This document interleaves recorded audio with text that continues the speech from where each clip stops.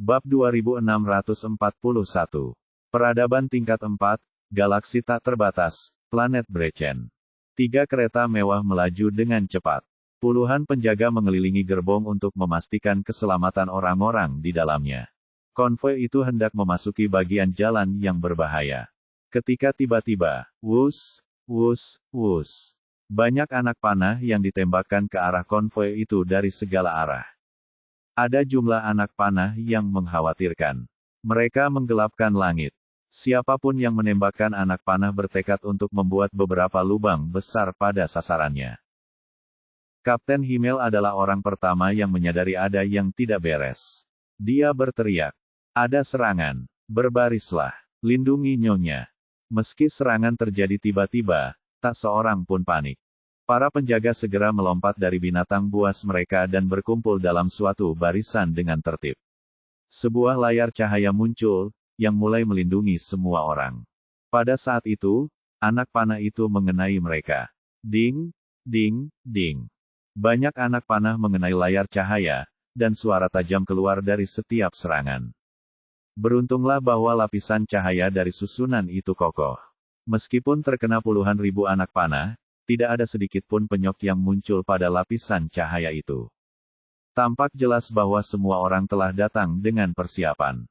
Kapten Himmel mengerutkan kening saat dia melihat rentetan anak panah di luar layar cahaya. Yang lainnya juga menatap keluar layar cahaya dengan ekspresi muram. Itu adalah anak panah biasa, yang tidak dapat menembus susunannya. Namun, semua orang tahu bahwa ini bukanlah serangan sederhana. Ketika mereka menerima misi ini, mereka sudah menyadari apa yang akan mereka hadapi. Serangan itu menimbulkan keributan besar di luar sana. Namun anehnya, tidak ada tanda-tanda kepanikan di dalam gerbong. Bahkan tidak ada pertanyaan yang diajukan. Jelaslah bahwa siapapun yang ada di sana telah mengalami situasi berbahaya sebelumnya dan tidak ingin menjadi penghalang bagi para penjaga. Itulah saatnya sesuatu terjadi. Ding! Suara yang jauh lebih keras daripada anak panah biasa terdengar di telinga semua orang saat sesuatu mengenai layar cahaya. Semua orang menoleh ke arah suara itu. Sebuah retakan kecil muncul di layar cahaya. Kapten Himmel terkejut. Oh tidak, perhatian, semuanya. Itu adalah panah penghancur jiwa. Berikan semua yang kalian punya untuk mempertahankan susunannya. Kita tidak bisa membiarkan musuh menghancurkannya. Banyak penjaga yang bersikap siaga tinggi, siap mengerahkan seluruh kemampuannya. Kapten Himmel bergabung dalam barisan dan mereka berhasil menstabilkan barisan. Hal ini dilakukan karena Kapten Himmel adalah yang terkuat di antara mereka. Pertahanan layar cahaya menguat sekali lagi saat retakan kecil segera diperbaiki.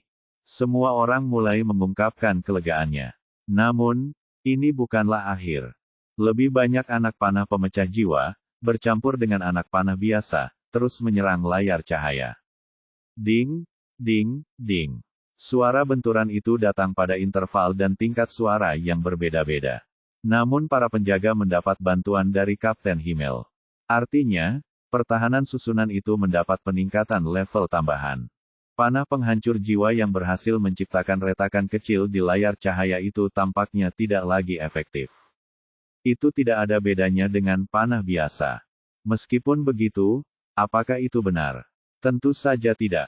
Panah Soul Fracturing terus-menerus mengenai layar cahaya. Hal ini membuat para penjaga yang menjaga susunan tersebut stres luar biasa. Lagi pula, susunan ini memerlukan banyak daya untuk dipelihara. Saat semua orang kelelahan, layar cahaya yang dibentuk oleh susunan itu akan lenyap. Bab 2642. Jika para penjaga kelelahan, siapa yang akan melawan musuh? Sebagai pemimpin misi pengawalan ini, Kapten Himmel segera menyadari rencana musuh. Mereka menggunakan panah penghancur jiwa untuk melelahkan semua orang. Begitu mereka terkuras secara fisik, musuh akan dengan mudah memenangkan pertempuran ini dan akan berakhir dengan pertumpahan darah. Pintar sekali mereka. Tatapan dingin melintas di mata Kapten Himmel. Musuh punya uang. Panah pemecah jiwa adalah senjata yang mahal. Setiap anak panah harganya mahal sekali. Selain itu, setiap anak panah hanya bisa digunakan satu kali. Ratusan di antaranya mungkin digunakan hanya dalam waktu singkat. Tampaknya musuh telah menggelontorkan banyak uang ke dalam ini untuk memastikan mereka tidak mempunyai kesempatan. Perampok biasa tidak akan mampu membeli senjata seperti panah pemecah jiwa. Siapapun yang menyerang pastilah seseorang yang berstatus tinggi. Kapten Himmel tahu bahwa situasi ini tidak dapat dilanjutkan. Mereka hanya memelihara susunan itu untuk sementara waktu saja. Itu telah menghabiskan 10% energi mereka. Jika hal ini terus berlanjut, tidak akan lama lagi sebelum energi semua orang terkuras dan susunan itu akan menghilang. Jika itu terjadi, mereka bahkan tidak akan punya kesempatan untuk bertarung. Mereka akan seperti ikan dalam tong. Dengarkan aku, semuanya. Musuh kali ini adalah seseorang yang tidak boleh kalian remehkan. Mereka berbeda dari yang pernah kita hadapi sebelumnya. Orang-orang ini telah menghabiskan banyak uang. Mereka menggunakan panah pemecah jiwa seolah-olah mereka bukan apa-apa. Ratusan anak panah itu telah ditembakkan ke arah kita. Aku punya firasat mereka tidak akan berhenti di situ. Mereka berencana menggunakan panah pemecah jiwa untuk melelahkan kita secara fisik. Begitu energi kita terkuras, kita akan mudah dimusnahkan, kata Kapten Himmel dengan keras. Semua orang mendengar apa yang dikatakannya. Para penjaga mulai tegang.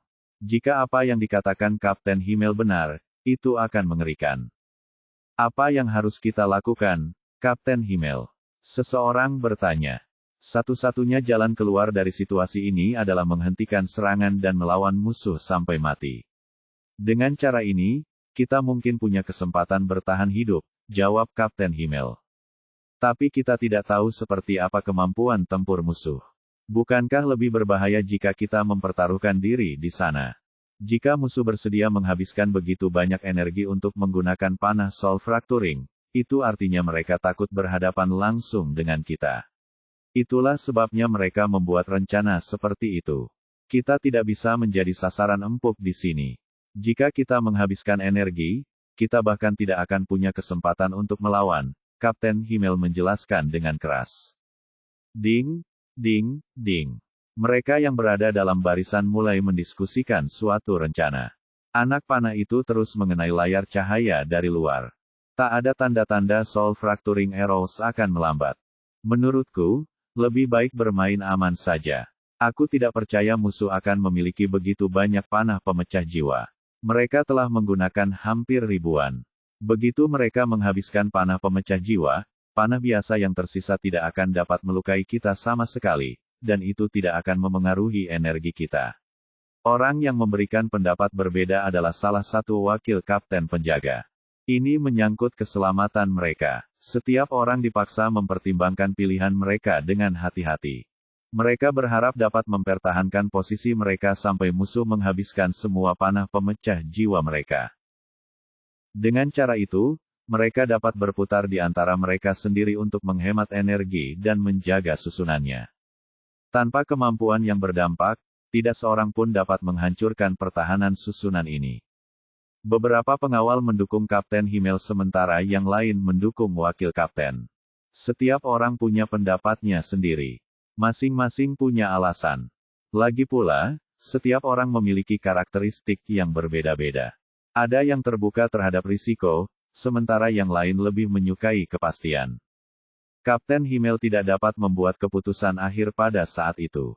Dia mungkin kapten penjaga tetapi ini tidak berarti dia dapat memutuskan hidup dan mati orang lain.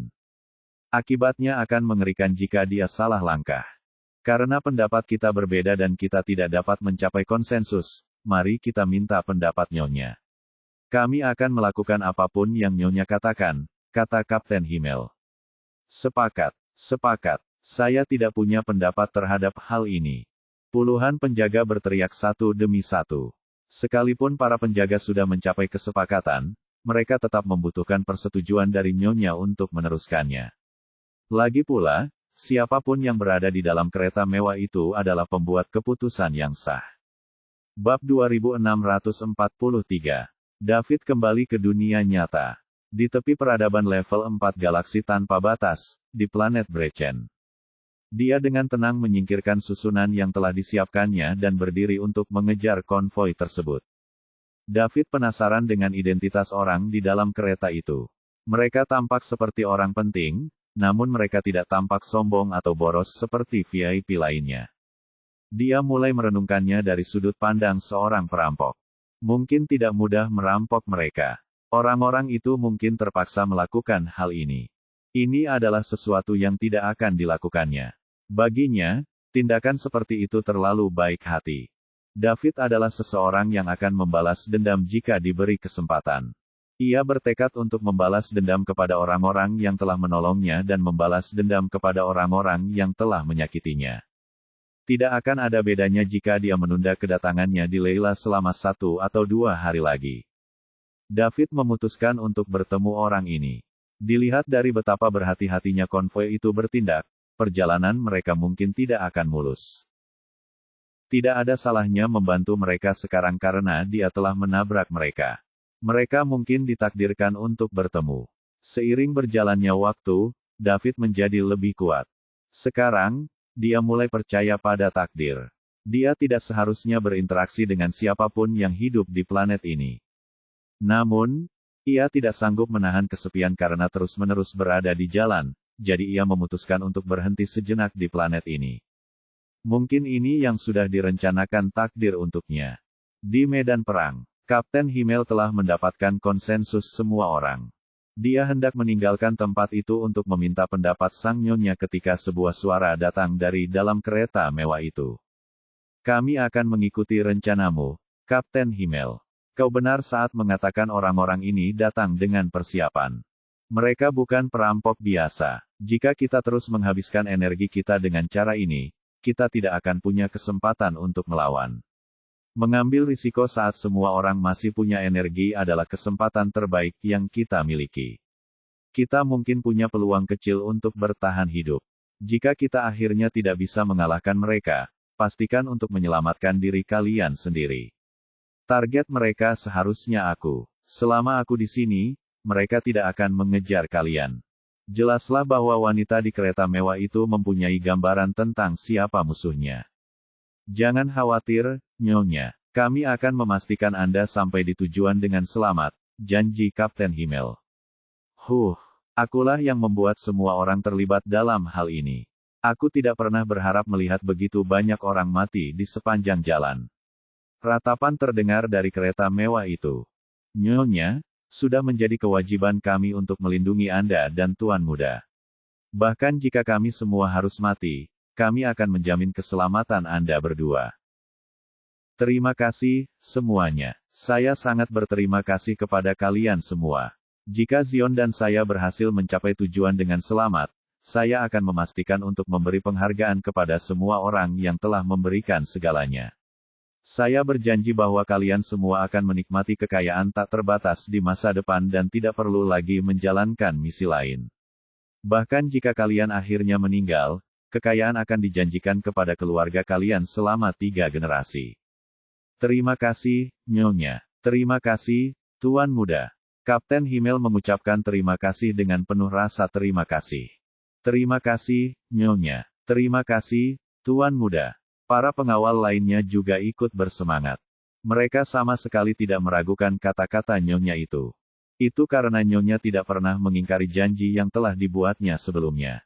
Tidak sulit untuk membayangkannya. Jika mereka mampu menjamin keselamatan Nyonya dan Tuan Muda sampai di tempat tujuan. Hari-hari mereka yang tersisa akan terjamin. Mereka akan punya uang, wanita, dan sumber daya. Itu akan berlimpah dan tidak akan ada habisnya. Hal terpenting yang akan diberikan kepada mereka adalah kebebasan. Benarlah ketika mereka mengatakan bahwa pahala datang kepada mereka yang memiliki keberanian. Kata-kata Nyonya itu memberi semangat.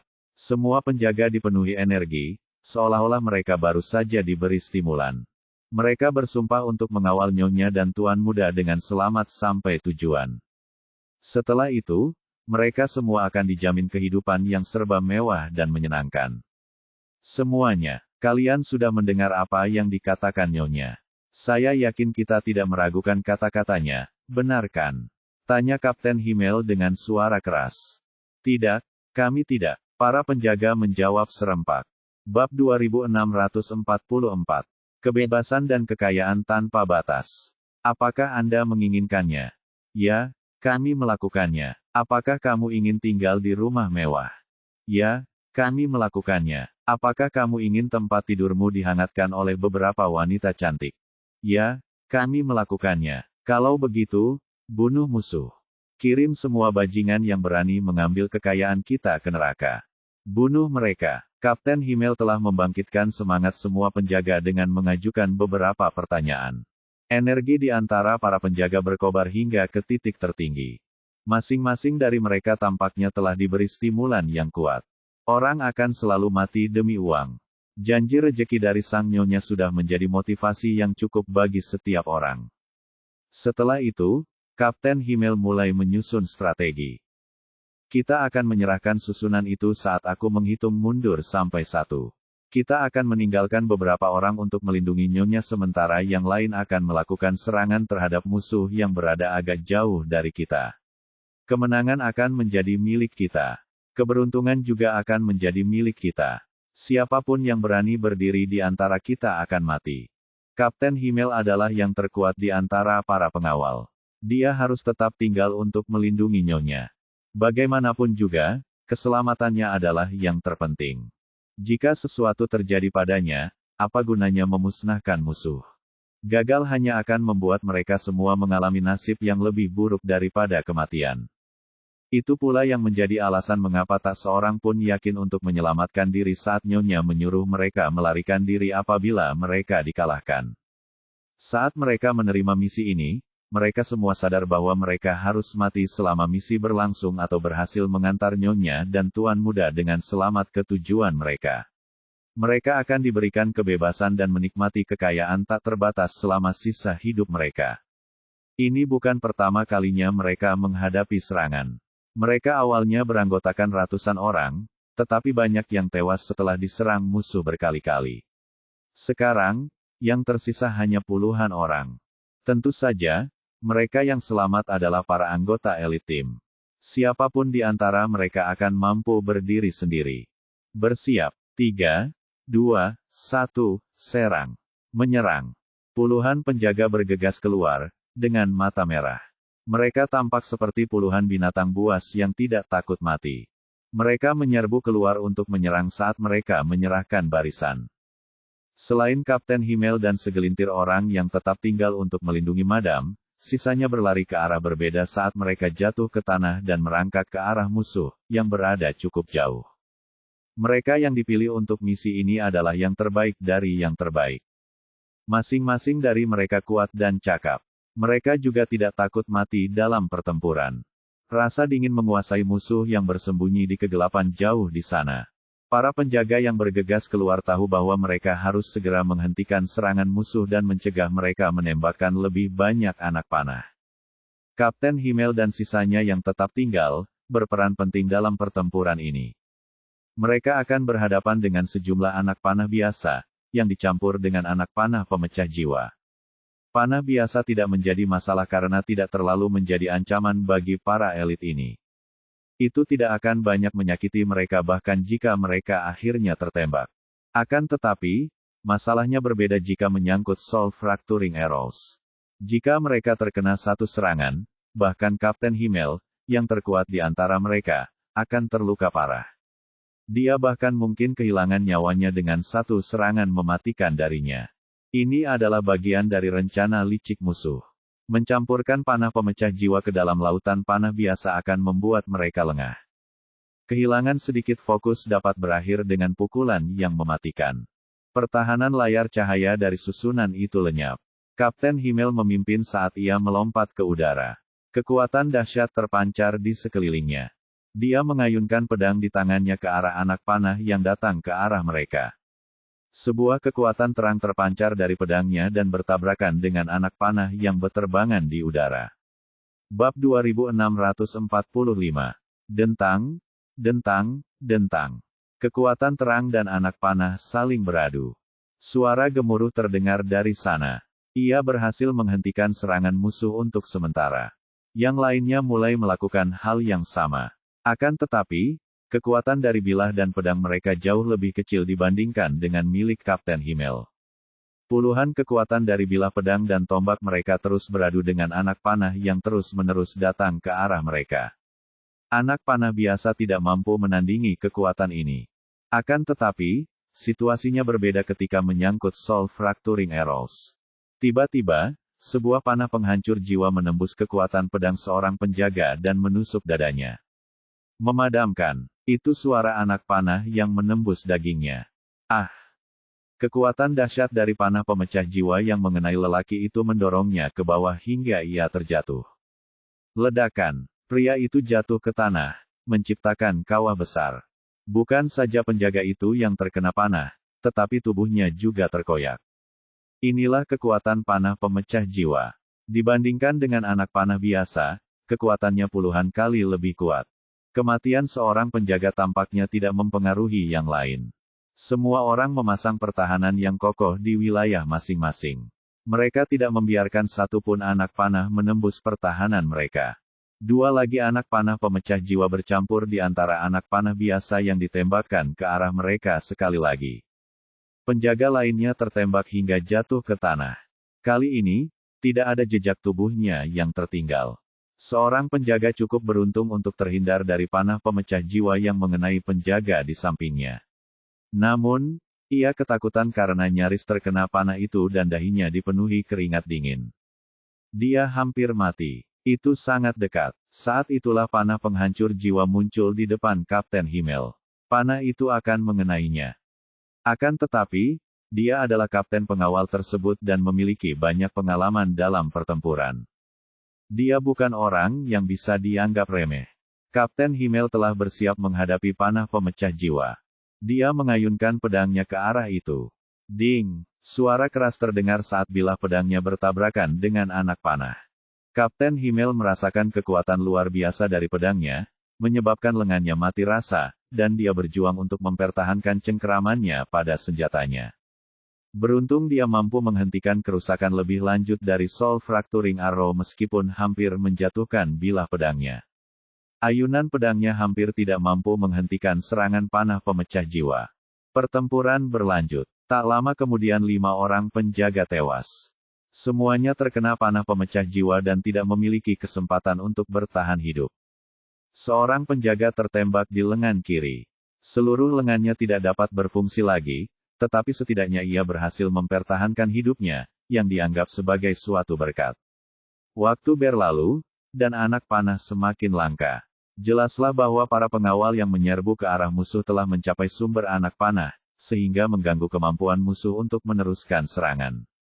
Akan tetapi, semua orang tetap waspada, mengantisipasi ancaman lebih lanjut. Bab 2646. Tak seorang pun berani menurunkan kewaspadaannya karena masih ada lebih banyak lagi anak panah pemecah jiwa.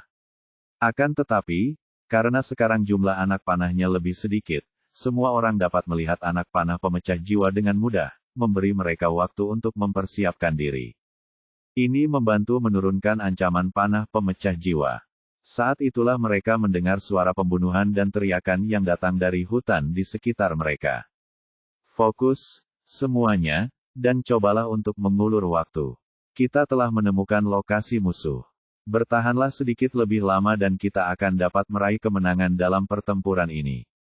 Kehidupan yang kaya sedang menunggu kita. Kebebasan, uang, wanita, rumah mewah. Kita akan memiliki semuanya. Kapten Himmel menyemangati semua orang dengan suara keras. Mereka baru saja melalui pertempuran. Semua orang telah menghabiskan banyak sekali energi. Dia harus memotivasi orang-orangnya. Mereka tidak bisa menurunkan kewaspadaannya saat kemenangan sudah dekat. Ada 3 kereta mewah yang harus dijaga di bagian tengah. Kereta pertama dan terakhir ditempati oleh para pembantu yang bertanggung jawab atas kehidupan sehari-hari majikan mereka. Kereta di tengah berisi orang-orang kapten. Himmel harus melindungi. Di dalam kereta, seorang wanita setengah baya yang cantik tengah memeluk erat seorang anak laki-laki berusia sekitar 10 tahun dalam pelukannya. Dialah wanita yang dimaksud Kapten Himmel. Apakah kita akan mati, Bibi Leticia? Tanya anak laki-laki itu. Omong kosong apa ini? Kamu tidak akan mati, Zion. Kamu ditakdirkan untuk melakukan hal-hal hebat. Tempat yang kita tuju adalah tempat di mana kamu ditakdirkan untuk berbuat baik. Kita akan aman begitu sampai di sana. Tidak akan ada yang berani menyergap kita seperti ini lagi. Bibi Leticia tersenyum sambil menghiburnya. Namun, ada kepahitan dalam senyumnya. Mereka dianggap aman untuk saat ini. Namun, dia tidak tahu apakah mereka dapat mencapai tujuan dengan selamat. Saat mereka memulai perjalanan, ada ratusan orang dalam konvoi mereka, namun kini, hanya tersisa puluhan orang. Masih ada jarak yang harus ditempuh sebelum mereka mencapai lokasi. Takdir akan menentukan apakah mereka akan sampai di sana dalam keadaan utuh. Bibi Leticia menatap anak laki-laki kecil dalam pelukannya dan merasa bertekad. Inilah takdir Zion. Semua ini hanyalah ujian kecil dari surga bagi mereka. Zion akan mampu lulus ujian dan kelak membuat nama besar bagi dirinya sendiri. Mengapa banyak sekali orang yang ingin kita mati, Bibi Leticia? Tanya anak kecil itu lagi. Itu karena kamu ditakdirkan untuk hal-hal besar. Siapapun yang ditakdirkan untuk hal-hal besar akan diuji oleh surga. Jika kamu lulus ujian, kamu akan berakhir di puncak dan melakukan hal-hal besar. Orang-orang ini dikirim ke sini oleh surga untuk mengujimu, Bibi Leticia menjelaskan. Apakah mereka orang jahat? Tidak juga. Mereka hanya melayani tuan yang lain. Tidak ada yang namanya baik atau buruk. Sejarah ditulis oleh pemenang. Jika kita mati di sini hari ini, sejarah mungkin mencatatmu sebagai seorang diktator dan pengganggu kaya yang menyiksa pria dan wanita, dan kau akan dibenci oleh dunia. Aku bukan orang seperti itu. Aku orang baik. Aku tidak akan pernah melakukan hal seperti itu. Anak kecil itu langsung menolak. Aku tahu kamu tidak seperti itu, itulah sebabnya kita harus bertahan, apapun yang terjadi. Begitu kita mencapai tujuan, masa depan akan ditentukan oleh kita. Baiklah, jangan khawatir, Bibi Leticia. Aku akan lulus ujian ini. Aku akan menjadi penguasa masa depan, kata anak laki-laki itu dengan tekad di matanya. David pasti akan terkejut mendengar kata-kata itu. Anak laki-laki ini baru berusia sekitar 10 tahun tetapi kata-katanya mengandung kekuatan untuk meyakinkan orang lain dan menyelaraskan dengan surga di planet ini. Tentu saja, kekuatan semacam ini tidak ada artinya bagi David. Setiap planet kehidupan memiliki kesadaran surganya sendiri, begitu pula planet Brechen. Akan tetapi, sebuah planet yang dihuni peradaban tingkat 4 dapat dengan mudah dihancurkan oleh seseorang seperti David, yang hampir merupakan penguasa surgawi. Dia bahkan dapat menghancurkan kesadaran surga di sebuah planet. Ini sikap yang benar, Zion. Jika kita sampai di tujuan dengan selamat, para penjaga di luar sana akan dianggap sebagai penyelamat kita. Tidak peduli apapun alasan mereka melindungimu, kamu tetap harus mengingat apa yang mereka lakukan dan tidak pernah melupakannya. Aku sudah memberi tahu semua orang bahwa rejeki akan diberikan kepada 3 generasi keluarga mereka. Kamu harus menjadi orang yang memenuhi janji itu, kata Bibi Leticia serius. Jangan khawatir, Bibi Leticia. Aku akan melakukan apa yang Bibi katakan dan aku tidak akan pernah menentang siapapun yang telah membantu kita, jawab anak kecil itu dengan tulus. Akan tetapi, dia juga membuat janji diam-diam lainnya untuk dirinya sendiri. Dia tidak akan pernah membiarkan siapapun yang ingin menyakiti mereka lolos begitu saja. Bab 2647. Anak laki-laki kecil di kereta itu bernama Zion Queen. Wanita parubaya yang cantik itu bernama Leticia Chandler. Mereka bukan ibu dan anak, melainkan bibi dan keponakan. Zion adalah putra dari kakak kembar Leticia. 10 tahun yang lalu, kakaknya tiba-tiba kembali dari perjalanannya dengan seorang bayi dalam gendongannya, yang diserahkannya kepada Leticia.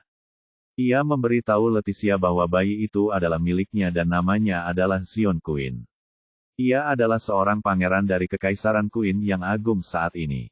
Leticia meninggal karena luka serius tak lama setelah itu. Leticia awalnya tidak mempercayainya. Lagi pula, ini berarti hal itu melibatkan Kaisar Kekaisaran Queen yang agung. Bagaimana mungkin saudara perempuannya mengenalnya? Lebih sulit lagi membayangkan mereka memiliki anak bersama. Akan tetapi, saudara perempuannya telah meninggal dan tidak ada cara untuk membuktikan apakah ini benar, itulah sebabnya dia segera melupakannya. Leticia telah membesarkan Zion seperti putranya sendiri selama bertahun-tahun, dan tidak pernah menyembunyikan identitas aslinya darinya. Zion selalu menjadi anak yang cerdas dan pintar sejak dia masih sangat muda. Ia belajar banyak hal dengan cepat, yang merupakan suatu penghiburan besar bagi Leticia. Belum lama ini seseorang mengunjungi Leticia dan membuktikan identitas Zion. Dia benar-benar pangeran dari Kekaisaran Great Queen. Kaisar Kekaisaran Queen yang agung sedang sakit parah, dan penting baginya untuk segera memiliki seorang pangeran yang mewarisi tahtanya. Karena kaisar masih cukup muda dan tidak memiliki banyak selir, ia hanya memiliki beberapa anak perempuan dan tidak memiliki anak laki-laki. Dalam keadaan seperti itu, dia hanya bisa membiarkan putra-putra saudaranya mengambil alih tahta. Akan tetapi, sang kaisar akhirnya ingat bahwa ia memiliki seorang putra di luar sana. Itulah sebabnya ia memerintahkan tangan kanannya untuk menemukan Zion melalui alamat yang ada dalam ingatannya dan membawa Zion pulang untuk mewarisi tahta. Kaisar tidak seharusnya memiliki seorang putra. Sekarang dia memiliki anak haram yang muncul entah dari mana, hal itu tidak dapat diterima. Inilah yang menyebabkan percobaan pembunuhan terhadap Zion saat ini. Identitas orang-orang di balik serangan itu sudah jelas. Mereka pasti saudara-saudara kaisar yang tidak ingin melihat Zion kembali. Itulah sebabnya mereka telah mengatur begitu banyak penyergapan di sepanjang jalan. Zion dan Leticia terus berbicara. Sementara ini terjadi, sesuatu yang baru terjadi di medan perang di luar. Para pengawal yang bergegas keluar mendapati masing-masing musuh yang bersembunyi menembakkan panah dari hutan dan membunuh mereka, yang mana membantu mengurangi stres Kapten Himmel dan yang lainnya yang mempertahankan kereta. Para pengawal merasa gembira karena mereka merasa kemenangan sudah dekat. Tetaplah bertahan, semuanya. Kita telah menemukan musuh tersembunyi dan mereka akan segera dibasmi. Kemenangan akan menjadi milik kita, teriak Kapten Himmel. Dia memotivasi para penjaga yang mulai kelelahan. Faktanya, mereka yang tetap bertahan menghadapi tantangan terbesar. Hampir semuanya terluka. Mereka harus memastikan keselamatan nyonya dan tuan muda sambil menghadapi hujan anak panah biasa yang ditembakkan ke arah mereka dan anak panah pemecah jiwa yang tersembunyi di antara anak panah tersebut. Ada saatnya mereka bahkan harus menggunakan tubuh mereka sebagai perisai. Itu akan menjadi akhir segalanya jika sesuatu terjadi pada nyonya dan tuan muda. Bukan saja mereka tidak akan dapat menikmati kehidupan yang mewah, bahkan kematian pun mungkin dianggap sebagai kemewahan bagi mereka. Sekarang, mereka terdorong oleh kata-kata Kapten Himmel. Beberapa penjaga, yang sudah tidak tahan lagi, menggigit ujung lidah mereka dengan keras untuk memaksa diri mereka fokus. Mereka terus mempertahankan kereta dari hujan anak panah yang menghujani mereka. Tenaga mereka telah terkuras habis setelah bertempur cukup lama di medan perang yang penuh risiko ini. Dengan luka-luka yang mereka derita, mereka hampir terjatuh ke tanah. Tiba-tiba, sebuah panah penghancur jiwa melesat ke salah satu penjaga. Kekuatannya sangat kuat saat anak panah itu menembus tubuh penjaga dan menuju ke kereta mewah yang berisi gadis cantik itu. Wanita, Leticia Chandler, dan anak laki-laki kecil, Zion Queen. Kapten Himmel terkejut dengan apa yang dilihatnya. Oh tidak, dia langsung mengayunkan pedangnya tanpa berpikir dua kali. Kekuatan bilah pedang sekitar beberapa meter muncul dari bilah pedang dan bertabrakan dengan panah pemecah jiwa dan tubuh penjaga itu. Bab 2648. Ledakan. Darah berceceran di mana-mana. Pedang Kapten Himmel telah menghentikan panah pemecah jiwa, namun juga menyebabkan rekan setimnya meledak menjadi jutaan keping yang berserakan di mana-mana. Namun, bahaya itu telah teratasi untuk sementara. Kapten Himmel tidak menyesal. Tidak ada kemungkinan untuk bertahan hidup setelah terkena panah pemecah jiwa. Bahkan jika penjaga itu selamat dari tembakan, dia akan segera meninggal. Itu adalah situasi yang telah disaksikan Kapten Himmel berkali-kali. Segalanya akan sepadan jika dia bisa menjamin keselamatan nyonya dan tuan muda. Fokus, semuanya, dan berhati-hatilah. Kita tidak boleh kehilangan semua yang telah kita perjuangkan di saat-saat terakhir. Pikirkan tentang kehidupan yang akan kita jalani di masa depan. Kita akan dapat menikmati kehidupan yang mewah dan penuh keberuntungan jika kita dapat membawa nyonya dan tuan muda dengan selamat ke tempat tujuan, kata Kapten Himmel dengan keras. Pertempuran berlanjut. Meskipun para penjaga berhasil menemukan musuh yang bersembunyi di dalam hutan, jumlah penjaga terbatas. Dengan musuh yang tersebar di mana-mana, mereka tidak dapat menghabisi mereka semua dalam waktu singkat. Para pengawal yang melindungi Nyonya dan Tuan Muda tewas satu demi satu. Sekalipun mereka sedang dalam performa puncak, mereka tidak akan mampu menghentikan serangan panah pemecah jiwa, apalagi saat tenaga mereka terkuras secara fisik. Hanya Kapten Himmel dan beberapa pengawal lain yang lebih kuat yang mampu bertahan, tetapi kondisi mereka juga semakin memburuk. Saat itu juga para pengawal yang menyerbu ke dalam hutan mendapat serangan balik yang kuat. Sekelompok musuh tiba-tiba muncul. Kemampuan bertarung jarak dekat mereka sama baiknya dengan para penjaga elit ini. Hal ini menyebabkan kerugian besar bagi para penjaga. Kapten Himmel akhirnya menyadari ada sesuatu yang salah. Seharusnya, sudah cukup lama sejak para penjaga memasuki hutan. Mereka seharusnya sudah menghabisi sebagian besar musuh yang bersembunyi sekarang. Akan tetapi, anak panah terus saja datang ke arah mereka dari arah hutan. Tiba-tiba, sesuatu terjadi. Dentang, dentang, dentang. Serangkaian suara terdengar di udara. Kapten Himmel dan pengawal lainnya menoleh ke arah suara itu. Mereka melihat hujan anak panah pemecah jiwa berterbangan ke arah mereka. Setidaknya ada ratusan dari mereka. Kapten Himmel dan yang lainnya terkejut melihat begitu banyak panah penghancur jiwa. Mereka berdiri di tempat mereka berada, terhuyung-huyung karena terkejut saat melihat anak panah yang mengarah ke mereka. Mereka tidak bisa bergerak.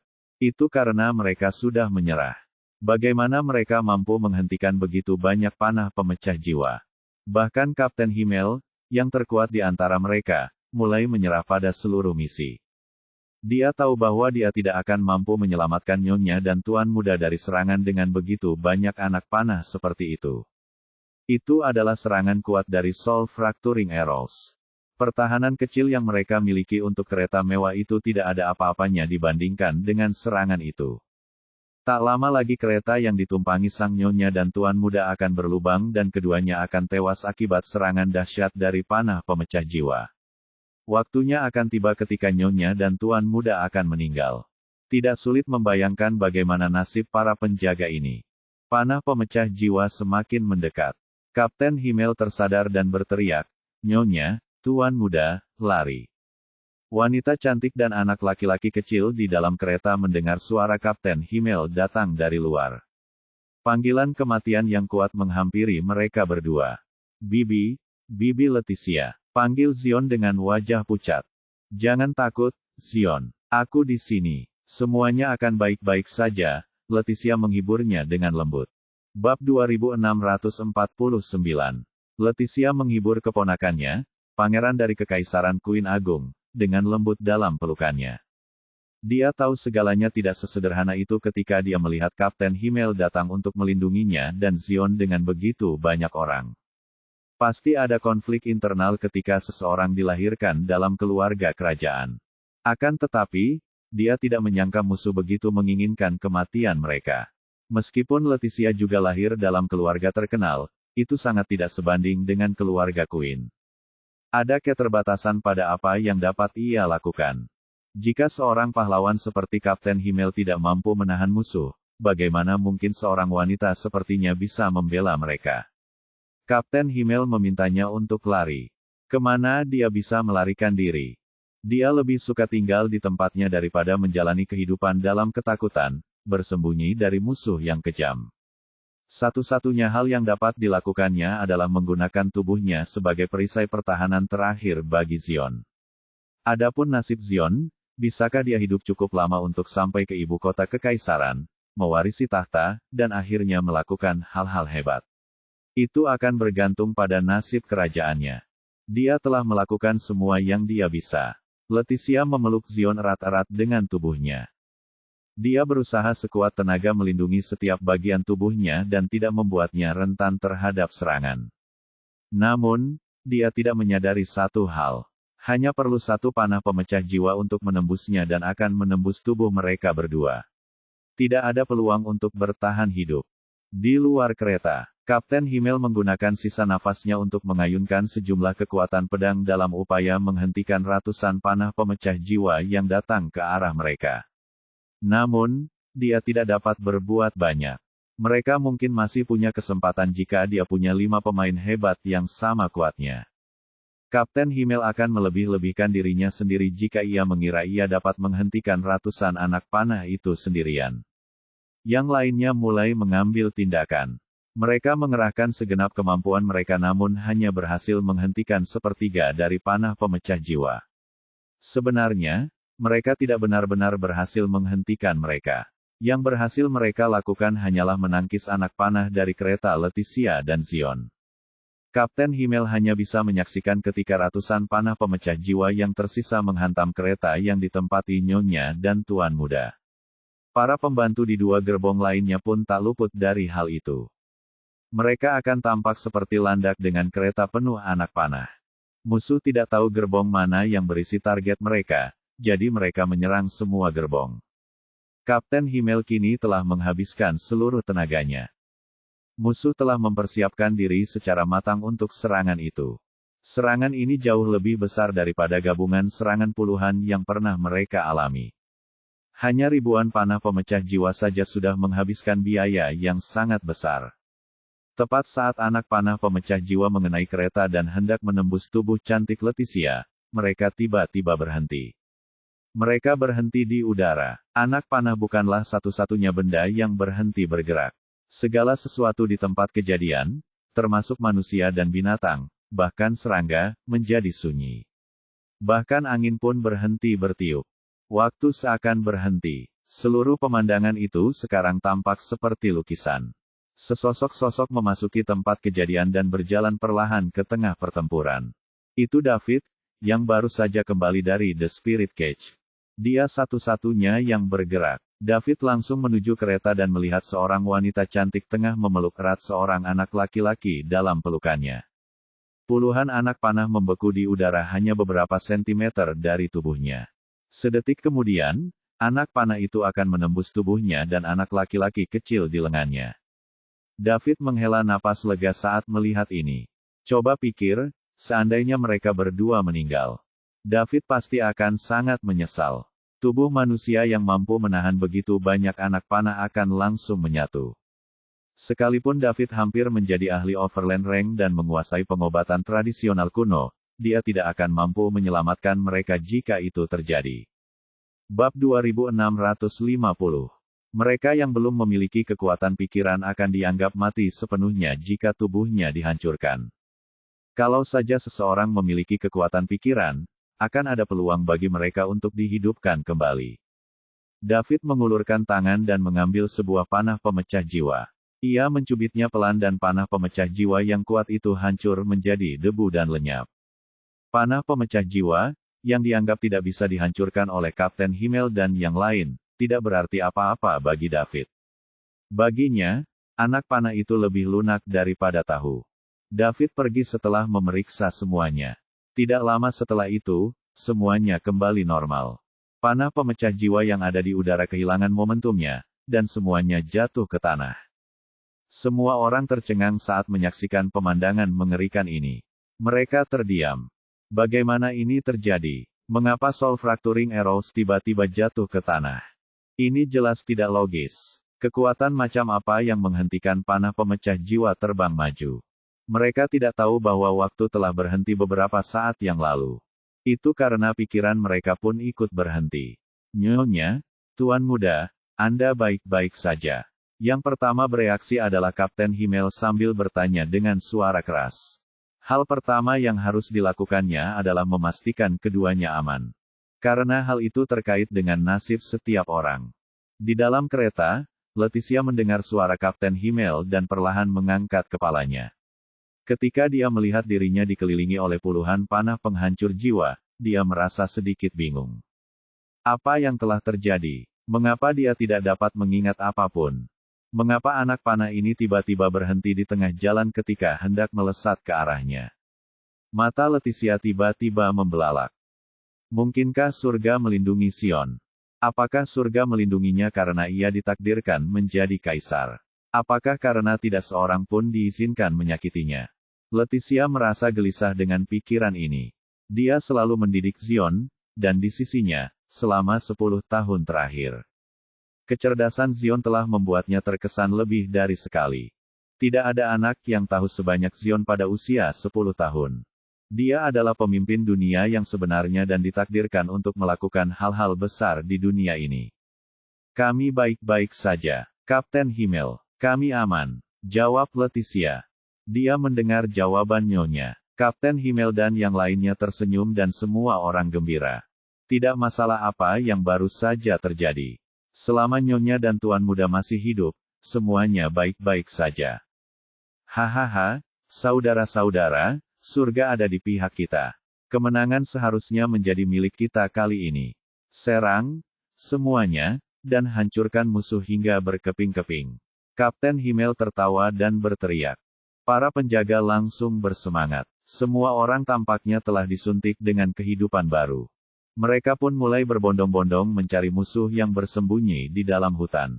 Semua orang tampaknya merasakan sesuatu telah terjadi tetapi tidak seorang pun dapat mengingatnya. Tepat seperti dikatakan Kapten Himmel. Surga ada di pihak mereka. Mereka harus memanfaatkan kesempatan ini sebaik-baiknya. Musuh yang bersembunyi di hutan telah pulih, tetapi mereka tidak tahu apa yang baru saja terjadi. Mengapa panah pemecah jiwa yang mereka tembakkan kehilangan efeknya? Ratusan orang ditembak pada saat yang sama. Tidak sulit untuk membayangkan seberapa dahsyat serangan itu. Serangan itu dilakukan untuk mengakhiri pertempuran ini dengan pembunuhan mereka, tetapi kekuatan misterius telah menghentikan mereka. Anak panah itu adalah gelombang terakhir dari anak panah pemecah jiwa. Mereka tidak punya apa-apa lagi. Anak panah biasa bahkan tidak dapat menembus kereta. Bagaimana mereka bisa menggunakannya untuk membunuh targetnya? Hasil pertempuran tampaknya telah diam-diam mengubah arahnya. Kemenangan sekarang menjadi milik pihak lain.